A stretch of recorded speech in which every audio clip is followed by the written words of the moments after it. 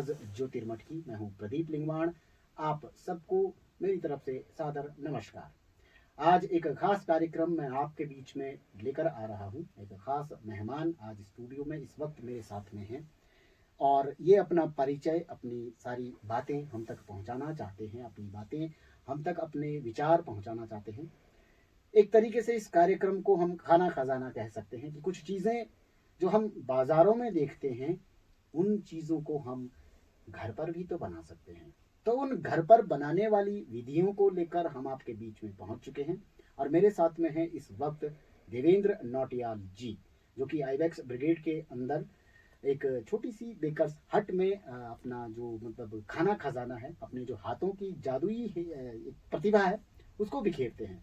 तो मैं इनका स्वागत करना चाहूँगा। नौटियाल जी, सबसे पहले आपको मेरी तरफ से सादर नमस्कार और आपका बहुत बहुत स्वागत है रेडियो आईबैक्स तराना में। धन्यवाद प्रदीप जी, जो आपने मुझको यहाँ पे आके बोलने का मौका दिया। रेडियो तराना आईबीएक्स 8.4 में मैं सभी श्रोताओं को भी नमस्कार, शिवरात्रि की बहुत बहुत शुभकामनाएं।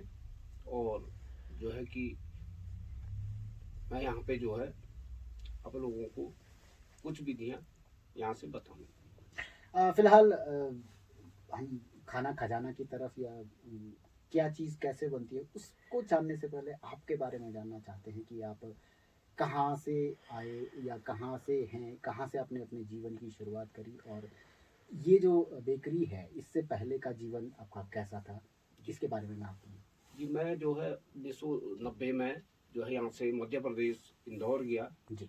वहाँ पे मैंने जो है कि होटल में देखा। उस समय जो है होटलों में बड़े वो होते थे, शेफ लोग होते थे। तो मैं उनको देख के लगता था कि यार ऐसी कभी हम भी इनके जैसे वाइट कोट पहनेंगे और टोपी पहनेंगे। लेकिन हम पीछे हमने मेहनत की, इंदौर में रहे, फिर धीरे धीरे करके हमने काम सीखा। बड़े होटलों में भी गए, छोटी जगह भी गए। उसके बाद करते कि ऑल इंडिया में काम करके मैं आया हूँ। उसके बाद 2012 में मैं यहाँ पे आईबीएक्स बेकरी में आया। 2012 से मैं अभी यहाँ पे कार्य कर रहा हूँ। लेकिन जैसे एक बच्चा जो जीवन की शुरुआत करता है, आपकी पढ़ाई, आपका जीवन कहाँ? मेरी पढ़ाई जो है यहीं जोशीमठ के राजकीय इंटर कॉलेज से हुई जी। यहाँ पे मैंने हाई स्कूल किया। उसके बाद जो है अपनी समस्याओं के साथ आगे बढ़ा जी। तो बनारस में जाके बीएचओ में जो है इंदिरा विकास पत्रिका उस समय चलती थी जी। उससे मैंने जो है 11वीं और 12वीं वहाँ पे की थी। अच्छा, आपने उत्तराखंड में 12th और 11th और 12th नहीं किया? नहीं किया, मैंने बनारस वाराणसी में किया। तो उस जमाने में बोर्ड के पेपर होते थे? हाँ, इंदिरा विकास पत्रिका चलती थी उस समय।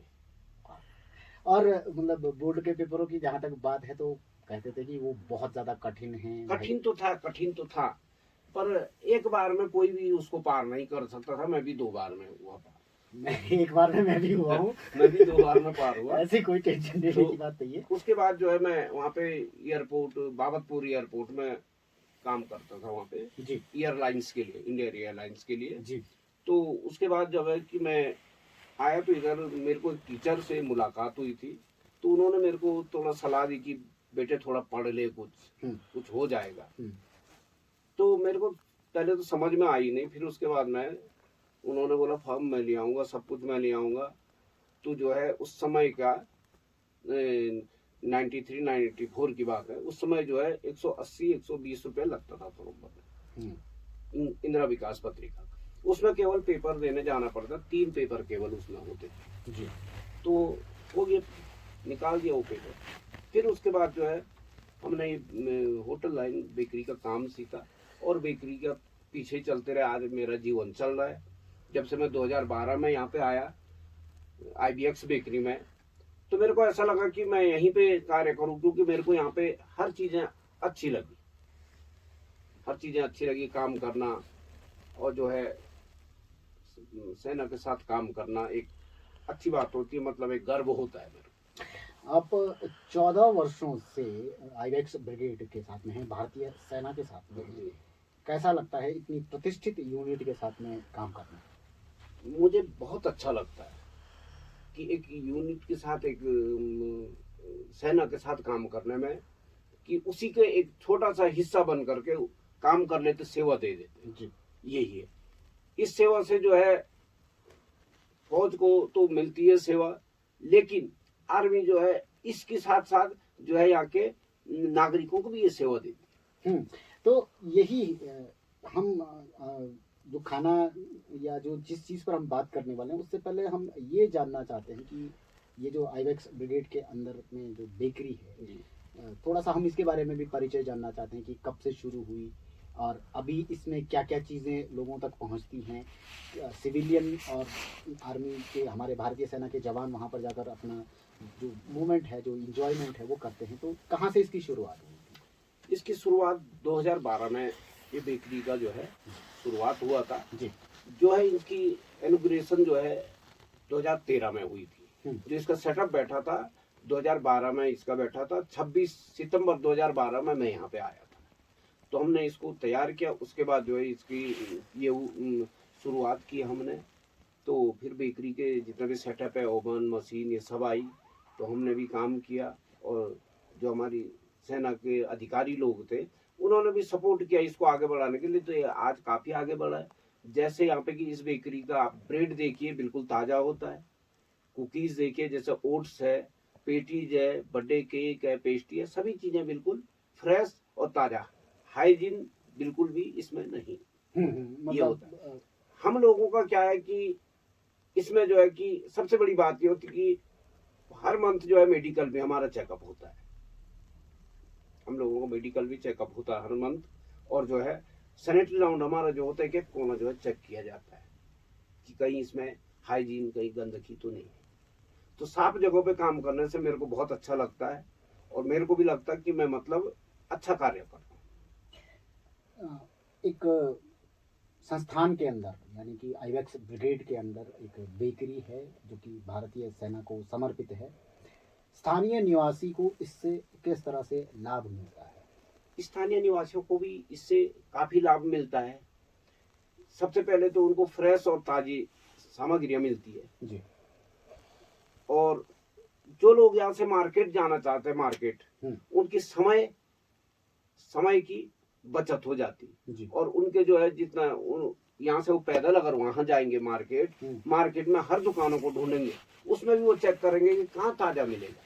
लेकिन हमारी आईवेक्स बेकरी में जब वो आते हैं तो खुश होकर ये लगता है कि यहाँ ताजा होगा। क्यों कि उसको एक वही नहीं खाते, हमारे अफसर भी उसको यूज करते, तो वो बिल्कुल ताजा रहता है और इन लोगों को जो है नजदीकी पे अच्छी गुणवत्ता चीजें मिल जाती है।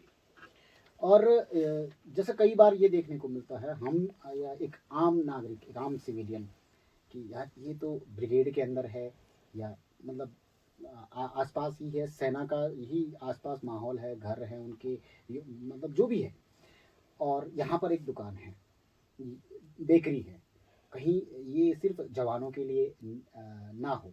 अगर मैं जाऊं तो कहीं मेरे मन में ये सवाल रहता है कि यार कहीं मैं गलत जगह ना जा रहा हूँ कि परमिशन नहीं है और मैं चला गया। तो कैसे ये लोगों को पता लगा कि ये सिविलियन के लिए भी है और आर्मी वालों के लिए भी है? देखिए जब खुला है वहाँ पे जी, तो जब सिविलियन लोग आए तो उनको आने दिया गया, आने दिया गया, उनको अच्छा लगा। तो एक दूसरे से इसकी, मैंने आपको बताया कि वहां से मैं लेकर आया, आपने दूसरे को बताया, उस तरीके से सिविलियन यहाँ पे आने लगे। सिविलियन यहाँ पे आ रहे हैं और उनके लिए कोई मनाही नहीं है। क्यों कि अच्छा खिलाना, सेना भी चाहती है कि हम अच्छा खिलाएं और अच्छा जो है वो करें। सेना का तो हर जगह पे योगदान रहता है, बिल्कुल, सीमाओं पे भी और किसी के स्वास्थ्य के लिए भी। ऐसा कौन सा उत्पाद है अभी आपकी बेकरी में जो हमारे आर्मी के जवान हैं, ऑफिसर्स हैं और जो आम जनता है उनके बीच में बहुत ज़्यादा लोकप्रिय है? बहुत ज़्यादा लोकप्रिय तो जैसे बर्थडे केक हो गया, पेस्ट्री हो गई, ब्रेड हो गया, बिस्किट हो गया, ओट्स बिस्किट जी काफ़ी लोकप्रिय है। अभी लोग मार्केट में सारे मैदे से बनाते हैं, हमारे पे मिलेट्स का भी बनता है। हमारी बेकरी में मिलेट्स का भी बनता है, ज्वार, रागी यानी कि कोदू, जिसको कोदा बोलते हैं उत्तर मंडवा जी, और हमारे गढ़वाल में कोदा बोलते हैं जी। तो जो है उसके भी कुकीज बन रहे, तो वो कितना बढ़िया होगा मार्केट में नहीं, और एक भी चीज का उसमें मिलावट नहीं होती, क्योंकि स्वास्थ्य का ध्यान रखना सेना अपना भी रखती है, तो जो है नागरिकों का भी रखती है। ये बहुत अच्छी बात है कि भारतीय सेना ने स्वास्थ्य के प्रति और लोगों के स्वास्थ्य के लिए कोई कॉम्प्रोमाइज़ उनके बीच में नहीं किया। हम केक की बात कर रहे हैं और आमतौर पर ये बहुत ज़्यादा फेमस हो चुका है। हर सेलिब्रेशन में पहले अब इसी की ज़रूरत होती है। तो हम इसके बनाने की विधि जाने उससे पहले मैं ये थोड़ा बहुत अपनी नॉलेज के लिए भी जानना चाहता हूँ कि ये आया कहाँ से, अचानक से प्रसिद्ध हुआ? ये केक जो बेकरी का जन्म हुआ था जी बेकरी का जन्म जो हुआ था ये फ्रांस से हुआ था। जी जर्मन और फ्रांस में लोगों ने पहले जो है छोटे से ओवन उस समय नहीं होते थे, भट्टियां नहीं होती थी, ईंटों का एक घर बनाया लोगों ने। जी उसके अंदर कुछ लोहा और कोयला और नमक डाल के उन्होंने ट्रायल किया। तो फर्स्ट में इन्होंने बनाया था डबल रोटी, उस समय बोला जाता था उसको, जिसको आज ब्रेड बोलते हैं। ये बना, ब्रेड बना, फिर पाव बंद ये बना, पहले यही आइटमें बनी। फिर उसके बाद थोड़ा थोड़ा जैसे हम करते जाते तो दिमाग बढ़ता जाता है, फिर फॉरनर का दिमाग थोड़ा ज्यादा ही होता है। तो वहां से जो ये इंग्लैंड में बेकरी आई थी जब इंग्लैंड से उसके बाद ये जो है हमारे भारत में आई थी। भारत में आई थी उस समय लोग इसको मतलब ज्यादा वो नहीं करते थे, ज्यादा इसको पसंद नहीं करते थे जी धीरे धीरे जब ये चीजें बढ़ती गई तो आज इसका क्रेज ऐसा हो गया है कि हर जगह पे किसी का रिटायरमेंट हो, किसी का जन्मदिन हो, किसी की एनिवर्सरी हो, किसी की शादियां हो, तो उस पे केक ना हो तो वो सब चीज बेकार हो जाए। जी तो केक बहुत जरूरी। केक मतलब एक ऐसा हो गया है कि जैसे गणेश जी हैं, कि एक ऐसी चीज हो गई जैसे गणेश जी को बैठाया जाता है, ऐसे केक जी को बैठाया जाता है। तो केक हर जगह पे आजकल प्रसिद्ध हो चुका है। अब ये चीज़ ऐसी मानी जाती है कि केक जो है घर पे नहीं बन सकता। कई सारे लोगों के मन में ऐसा विचार आता है कि यार इसको तो मार्केट से ही खरीद सकते हैं, चाहे वो एगलेस केक हो या नॉर्मल केक हो, इसको सिर्फ हम मार्केट से ही, दुकानों से ही, बेकरी से ही खरीद सकते हैं। मैं ये जानना चाहता हूँ और हमारे श्रोताओं को आप बताइए कि क्या घर पर केक बन सकता है? बिल्कुल घर पे केक बन सकता है, ऐसी कोई चीज नहीं जो घर पे नहीं बन सकती।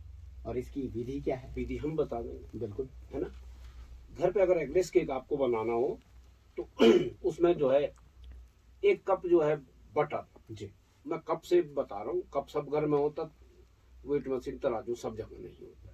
1 कप जो है आपने बटर लेना है, 1 कप आपने शुगर लेना है। शुगर ले लिया, इसको जो है बहुत अच्छे से मसल देना, मथ देना है, मक्खन बिल्कुल हल्का उसको कर देना है। उसके बाद उसमें आप फ्लेवर आपका वनीला एसेंस हो, स्ट्रॉबेरी हो, पाइनएप्पल हो, जो भी आपको पसंद हो वो आप उसमें यूज कर सकते हैं। जब ये बहुत अच्छे से हो गया तो उसके बाद इसमें आपने क्या कि 1.5 कप जो है मैदा डाल देना है जी और आधा टीस्पून बेकिंग पाउडर। अब आप बोलोगे कि मेरे घर में ओवन नहीं है, नॉर्मली ओवन नहीं है हर घर नहीं में, है, तो आप कुकर के अंदर उसको बनाइए, उसको कुकर के अंदर आप बनाइए। अब कुकर के अंदर कैसे उसको बनाना, आपने जो मटेरियल तैयार किया है, जो आपने उसका डो तैयार किया है, उसको क्या करना कि आपके पास कोई रिंग हो या मोल्ड हो, टीन का डब्बा, या आपके पास कोई बड़ा बॉल हो घर में, कटोरा डोंगा जो भी है, जी हर घर में होता है जी तो उस पे पहले अंदर से ग्रीस कर देनी, मतलब ऑयल का वाश कर देना, उसके अंदर ऑयल लगाओ या बटर लगाओ जो भी उस पे लगाना है। उसके बाद वो डो को मटेरियल जो है उसमें डाल दो। कुकर को जो है मीडियम फ्लेम में जो है गैस के ऊपर रखिए जी। उसके अंदर जो है अगर 5 लीटर का कुकर है तो उसके अंदर जो है 1 केजी जो है नमक डाल दीजिए कुकर के अंदर। 1 किलो नमक? नमक, जी हाँ। फिर उसके बाद उसमें एक कटोरी रख लीजिए और जिस बर्तन में आपने वो मटेरियल रखा है उस बर्तन को कुकर के अंदर रख लीजिए। ठीक है। और उसको बिल्कुल टाइट ढक्कन नहीं लगाना, खाली ऊपर से ढक्कन रख देना और 15 से 20 मिनट में आपका केक तैयार हो जाए। तो जो नमक है जी, वो वाष्पित होगा तो उसका असर? कुछ नहीं होगा उसका, वो नमक का कुछ नहीं होगा, नमक वैसे ही रहेगा क्योंकि मूंगफली वाला भी तो मूंगफली को नमक में भूनता है, तो वहां तो नहीं होता ये बात भी सही है। तो हाँ, तो उसको क्या करना है, उसके बाद टूथपिक से उसके अंदर देखना है उसको डाल के, अगर टूथपिक पे वो चिपक रहा है तो यानी कि अभी आपका केक कच्चा है। और टूथपिक साफ अगर बाहर आ गई तो केक ओके रेडी है। फिर आप बोलोगे कि उसको सजाने का तरीका, मक्खन ले लो, थोड़ा घर में मलाई इकट्ठा की रहती है जी दूध से निकाल के घी बनवाना, तो उस दिन केक ही बना लीजिए उसका। उसमें जो है थोड़ा चीनी को बारीक पीस के मिला के उसकी अच्छी क्रीम बना के उसके ऊपर लगा के आप केक बना सकते हैं, खा सकते हैं। ये बहुत अच्छी विधि है और बहुत अच्छी बात है। कई बार ये होता है कि गांव के घर हैं और बच्चे जिद करते हैं मम्मी केक खाना है या पापा केक लेकर आएंगे। अब जोशीमठ से केक उठाया और जाना है मैंने मलारी, वो तो गल खराब हो जाएगा। तो ये जो आपने हमें बताया अभी तरीका, इसके लिए आपका पहले तो मैं बहुत बहुत धन्यवाद अदा करना चाहूँगा, क्योंकि कई सारे लोग जो सड़कों से दूर है, किसी को भविष्य बद्री जाना है, रिंगी जाना है या कोई द्रोणागिरी जा रहा है और वो जोशीमठ से केक उठा कर लेके जा रहा है, तो साबुत तो घर जाएगा नहीं, गाड़ी में भी कई बार इधर उधर हिल गया। तो जिन श्रोताओं ने ये केक की विधि सुनी है, आशा करते हैं कि उनको आप पता लग गया होगा कि वो घर पर भी बना सकते हैं। इसका टेम्परेचर का कुछ, टेम्परेचर का अगर ओवन है तो ओवन में जो है टेम्परेचर 180 डिग्री और टाइमिंग फिक्स 25 से 30 मिनट। कुकर में कोई वो तो लगा नहीं है उसमें, तो उसमें जो है आपने जैसे ही उसमें नमक डाला, नमक थोड़ा जो है 2 से 5 मिनट गर्म हुआ, उसके बाद वो रख देना केक तैयार। इसके केक का मटेरियल रखना है। अच्छा, केक का मटेरियल रखना है तो 20 से 25 मिनट। अब आजकल मोबाइल भी है, अलार्म लगा लो उसमें, 25 मिनट में चेक कर लो, तब तक अपना बाकी का काम, जैसे कि आपने क्रीम बना लिया, ये बना लिया, वो तैयार कर लीजिए। ये जब अगर इतनी कठिन जो विधि है वो इतनी सरलता से आपने हमें बताई और इतनी सरलता से वो घर पर तैयार की जा सकती है, तो बेकरी के साथ साथ हमारे जीवन में एक और चीज़ है जो कि बहुत ज़्यादा ज़रूरी हो चुकी है, फिर चाहे वो शहर हो, गांव हो, नौकरी पेशा हो, नॉर्मल लोग हों। ब्रेड, ये जो ब्रेड है, क्या ये घर पर बनाई जा सकती है? बिल्कुल बनाई जा सकती है, ब्रेड भी घर पे बनाई जा सकती है। तो ब्रेड बनाने का तरीका, अब मैं इसको ग्राम में आपको बताऊंगा, ब्रेड में आप उसका मेजरमेंट भी ले सकते हैं जी। जैसे कि 1 कप आपने लिया है तो 1 कप आपने उसमें मैदा ले लिया, 1 कप मैदा ले लिया, 1 टीस्पून शुगर ले लिया उसमें, और जो है कि ½ टीस्पून सॉल्ट आपने ले लिया उसमें जी। फिर उसके बाद उसमें ईस्ट, बिगर ईस्ट का वो बनेगा नहीं ब्रेड, ईस्ट लेना जरूरी है। पहले जमाने में ईस्ट की जगह से हब्स होता था, लेकिन इधर हब्स हर जगह मिलता नहीं है। हब्स का मसाला बनाया जाता था पहले जी। उसको छोटे छोटे टुकड़ों में रख के, जैसे जैसे वो फूलने लगता था तो उसको निकाल के उसमें डाला जाता था। तो हब्स अभी नहीं मिलता है, बहुत कम मिलता है। हब्स को दही और गरम मसाले से तैयार किया जाता था। तो जो है कि ईस्ट आपने उसमें डाला, फिर गुनगुना पानी उसमें ले और उसको अच्छे से गूंथ दे, धो को उसको गूंथ लिया आपने। उसके बाद आपका जो कुकर वाला तरीका है, उसमें जो है जैसा ज्यादा हाइट में उसको रखना नहीं। जब आपने गूंद लिया, उसको गूंथ के रख लिया, तो उसका जो है कि वो जो फूलेगा मैदा, तो उसको काफी मतलब आपको प्रूविंग होने के लिए, जब वो बिल्कुल हल्का हो जाए, हाथ आप उसमें रखें तो बिल्कुल हल्का हो जाए, तो उसके बाद उसको मोल्ड में भरा जाएगा। वो मोल्ड में भरा जाएगा, जो उसका बर्तन है, जो भी आपका सांचा है, जो भी शेप देनी है, उसमें भर के उसी कुकर में रख लेना आप, और उसी कुकर में रख के जो है कि उसको जो है 30 से 35 मिनट तक बेक करना। तो ये बहुत अच्छी पहल है भारतीय सेना की, आईवेक्स ब्रिगेड की। और मैं नॉर्मली ये होता है कि शेफ अपनी विधियां बाहर डिस्क्लोज नहीं करते हैं, कोई भी अगर अपनी सारी चीज़ें बता देगा तो, लेकिन भारतीय सेना के साथ में ये है कि वो स्थानीय समाज को लेकर साथ में चलती है और कहीं ना कहीं ये सोचती है कि हम अगर अच्छे से हैं, हमारे साथ में जो और लोग हैं, सिविलियन है, खासकर जो सीमांत क्षेत्र की ये जनता है, ये भी उस ट्रीटमेंट को, उस चीज़ को महसूस करे जो हम, अगर हम किसी चीज़ को खा रहे हैं, हम किसी चीज़ में डांस कर रहे हैं, तो आप भी आ जाइए, आप भी हमारे साथ में इंजॉय कीजिए। तो कहीं ना कहीं ये जो पहल है कि हम इस माध्यम से, रेडियो आईवेक्स तराना के माध्यम से लोगों तक जो जानकारियां हैं, खाने की विधियां हैं, उनको बताएंगे, तो इससे एक क्या संदेश मिलता है, क्या संदेश जाता है आम जनता के बीच में? देखिए, आपने सबसे पहले तो ये बताया सैफ लोग अपनी विधि नहीं बताते। ये आपने बिल्कुल सही बोला जी। विधि वो लोग नहीं बताते हैं जो डरते हैं। सेना कभी डरती नहीं। सेना में मैं 14 साल हो गया, तो मैं भी जो है कि सीख चुका हूं कि विधि बताने से कुछ नहीं होता। और अगर इस विधि से किसी का अगर भला होता है, कोई अगर अपने घर में अपने बच्चों को, गरीब आदमी अगर बना के खिला दे, तो उसमें कौन सा गुना। वो बेकरी तो खोलेगा नहीं। तो जो है कि सेना में यही होता है कि सब खुश रहे, इसलिए ये विधि बताई जा रही। मैं भी अगर सिविल के साथ होता तो मैं भी 10 बार सोचता कि इसमें नमक बताऊं या मिर्ची बताऊं। तो लेकिन सेना एक रेट बताने का वो है जी। और बताते हम लोग, और बताते भी रहेंगे आगे, उससे कोई वो नहीं है। ये जो बेकरी है या बेकिंग है, ये प्रोफेशनली अगर देखा जाए तो ये आज की जनरेशन है जो कुछ नया करना चाहती है, चाहे वो किसी भी फील्ड में हो। और कई बार कुछ लोग ऐसे हैं कि जो कुकिंग के फील्ड में जाना चाहते हैं। कुकिंग से हटकर किसी ने रेस्टोरेंट खोल दिया, किसी ने छोटा सा मोमोज या चाउमीन का कुछ फैंसी रेस्टोरेंट खोल दिया। कुछ लोगों का इससे अलग है कि मैं बेकरी की तरफ जाऊं। अगर जो कोई ऐसा सोचता है तो इसमें कितना उसके लिए मतलब रोजगार है, और कितने और लोगों को वो रोजगार दे सकता है। इसमें रोजगार के कितने पहलू हैं इस बेकिंग, खासकर बेकरी में। बेकरी में आज के दौर में जो है 100 में से 85 जो है रोजगार के पहलू है। जी। आजकल आप यहाँ से बाहर निकलो, हर गली हर मोहल्ले में एक बेकरी होती है ना। अभी जो है कि हर किसी को केक और हर चीज की जरूरत पड़ती है। जैसे कि आपके घर में कोई प्रोग्राम है, आपने टी पार्टी देनी है, तो यार पेटीज भी चाहिए मेरे को, बिस्किट भी चाहिए, एक एक पेस्ट्री भी, स्वीट डिश में ये चलेगा। तो वो ये बेकरी को जो है खुद मेहनत करे तो चला सकता। पहले ही ऐसा नहीं है कि मैं 4 आदमी लेके, जब मेहनत करेगा खूब अपना वो मतलब उसको कॉन्फिडेंस हो जाएगा, तो उसके बाद वो एक नहीं 10 लोगों को भी रोजगार दे सकता है। पर मेहनत उसमें जरूरी है।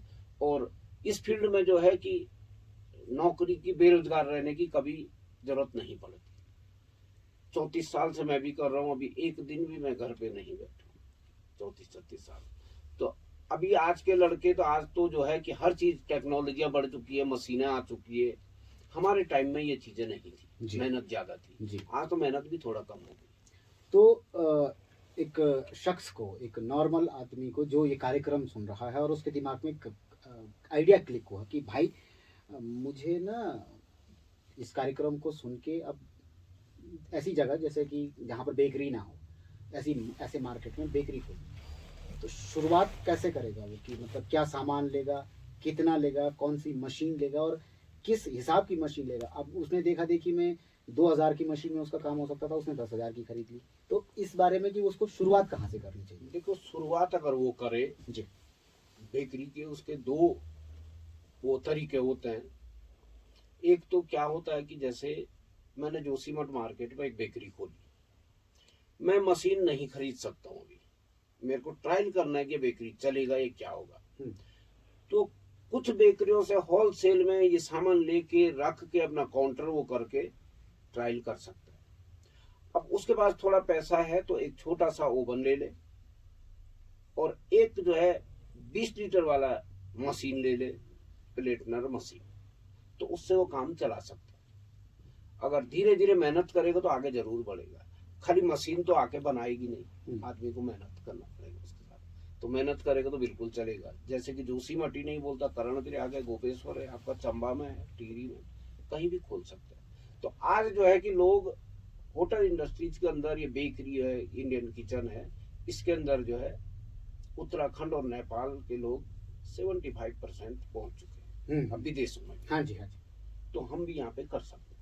यानी कि अगर उसको जीरो नॉलेज है तो वो धीरे धीरे इस प्रकार से। जीरो नॉलेज तो थोड़ा लेना पड़ेगा। जीरो नॉलेज वाले को तो मतलब उसको तो उसमें वही नहीं कर, दूसरे के भरोसे तो नहीं, वो थोड़ा नॉलेज उसको लेना पड़ेगा। यानी कि पहले उसको थोड़ा सा होटल लाइन कहीं जाके किसी बेकरी के में जाके बेकर असिस्टेंट में रहे, तो वहां से जब वो थोड़ा बहुत सीख जाएगा तो उसके बाद सीख जाए। और इसी मतलब अगर वो अपना व्यवसाय इस चीज़ को बनाना चाहता है और बेकिंग के प्रोफेशन में है और वो एज अ इंटर्न है, किसी के साथ में काम कर रहा है, उस्ताद के साथ में है, कॉमी सेकेंड या थर्ड में। तो किन किन चीज़ों पर उसे गौर करना चाहिए कि ये चीज़ें जो हैं बहुत ज़रूरी हैं। अगर अनप्रोफेशनल है और फर्स्ट टाइम वो केक की तैयारी कर रहा है कि आज मैं घर पे ट्राई करूँगा, अवन मेरे पास आ चुका है, मैं धीरे धीरे करके सामान जोड़ रहा हूँ, लेकिन मैं वो नहीं रखूँगा, एक कुक नहीं रखूँगा, बेकिंग शेफ नहीं रखूँगा, मैं खुद ही करूँगा। तो शुरुआत में उसको किन किन चीज़ों पर ध्यान रखना चाहिए, किन किन चीज़ों का ध्यान रखना चाहिए कि भाई इन चीज़ों से ये चीज़ ख़राब हो सकती है, तो मुझे ये चीज़ नहीं करनी। सबसे पहले तो उसको अगर बेकरी चलानी है तो अपनी क्वालिटी को मेंटेन रखना पड़ेगा जी। दूसरी बात, उसको जो है कि जैसे वेस्टेज, लो वेस्टेज रखना पड़ेगा। शुरू में अगर वेस्टेज ज़्यादा जाएगा तो उसमें वो वेस्टेज ही भरता रहेगा, फिर कमाएगा कुछ नहीं। इन चीज़ों का ध्यान, और किसी भी शेफ के साथ, किसी भी कुक के साथ रहे तो उसके तरीके उसको सीखना चाहिए कि कहाँ से बचत होती है। अगर बचत नहीं सीखेगा तो लाखों रुपया भी लगाएगा तब भी फायदा नहीं। ये नहीं है कि 10 केजी का ब्रेड लगा दिया, 5 केजी का आपने बनाया, बाकी का जो है कचरे में डाल दिया, तो उसको कुछ नहीं मिला। जो प्रॉफिट 3 ब्रेड था वो तो गया। तो उसको बचत पे, अपनी क्वालिटी पे, क्वालिटी मेंटेन करने पे, अपनी मशीनों का मेंटेनेंस ये बराबर रखना पड़ेगा, तभी वो सक्सेस होगा। आपने बहुत अच्छी जानकारियां दी हैं और नॉर्मली सीरियसली ये चीज़ें अगर मैं किसी सिविलियन तौर पर पूछता तो बहुत कम लोग बताते हैं ऐसी चीज़ें कि भाई तुम्हें इन चीज़ों का ध्यान रखना पड़ेगा। लेकिन आईबैक्स ब्रिगेड के अंदर जो ये बेकर्स हट है, इसके लिए बहुत बहुत धन्यवाद कि आपने इतनी सारी बेहतरीन जानकारियां दी। लोकेशन जानना चाहता हूं मैं, क्योंकि एक साथ कहीं पर अगर बहुत सारी दुकानें हों और खासकर जो एरिया मिलिट्री एरिया समझ लीजिए, तो उसमें कैसा समझा जाए कि मुझे अगर कोई चीज़ खरीदनी है तो यहाँ से खरीदनी है और दूसरी चीज़ जो खरीदनी है वो आसपास ही दुकानें हैं वहाँ से खरीदनी है। लोकेशन का तो पता चल जाता है, एडवर्टाइजमेंट सभी का होता है। और जो है कि आईबीएक्स बेकर्स हट का तो शायद जोशीमठ में, जोशीमठ से लेकर रुद्रप्रयाग गोपेश्वर तक भी काफ़ी नाम है। और वो अगर यहीं से लेना चाहे तो आ सकता है। क्यों कि बेकर सेट आईबीएक्स को अगर आप देहरादून में भी पूछोगे, आईबीएक्स को हर कोई बता देगा, क्योंकि एक सेना का है। और इंडिविजुअल अगर मेरा होता तो उसको ढूंढने में थोड़ा दिक्कत होती, तो सेना के ढूंढने में दिक्कत नहीं होगी। कोई भी अगर जवान अगर आपको मिल गया मार्केट में, वो वैसा जवान मार्केट ऐसे जाता नहीं है। अगर भाई जब कभी चला गया कोई छुट्टी पे या कुछ पे, तो कोई भी पूछेगा आईबीएक्स बेकर हट कहाँ है, तो वो तो तुरंत बता देगा। तो सेना का वो करने को उसको प्रॉब्लम नहीं। आप हमारे बीच में आए, आपने इतनी सारी अच्छी विधियां बताई और इतनी सारी जानकारियां जो कि नॉर्मल क्वेश्चनिंग में अगर जनरल नॉलेज के हिसाब से भी देखा जाए तो बहुत अच्छी हैं। इसके लिए पहले तो मैं आपका बहुत बहुत धन्यवाद देना चाहूँगा। अंत में हमारे श्रोताओं को क्या कहना चाहेंगे? अंत में मैं श्रोताओं को यही कहना चाहूँगा कि अच्छी चीज़ खाइए और जो है हाइजीन से बचिए, और जो है सेना के जो उत्पादन है उससे ज़्यादा संपर्क में रहिए, उनको ज़्यादा यूज़ करिए, क्योंकि उसमें बिल्कुल 101% जो है शुद्धता का गारंटी है। सेना का जो आईबीएक्स बेकरी है, मैं आईबीएक्स बेकरी की तरफ से बोलूँगा कि यहाँ पे बिल्कुल हाइजीन मुक्त बेकरी है। बाकी जगह आजकल मार्केट में हाइजीन युक्त हो रखा है, हमारी मुक्त है। ये है ना? हाँ। तो यही उनको देना चाहूँगा। बाकी मैं सभी को नमस्कार करता हूँ, श्रोताओं को, और धन्यवाद। शिवरात्रि की बहुत बहुत शुभकामनाएं। जय हिंद, जय भारत। आप हमारे स्टूडियो में पधारे, इसके लिए आपका बहुत बहुत धन्यवाद और साथ ही आपको भी महाशिवरात्रि की बहुत सारी शुभकामनाएं।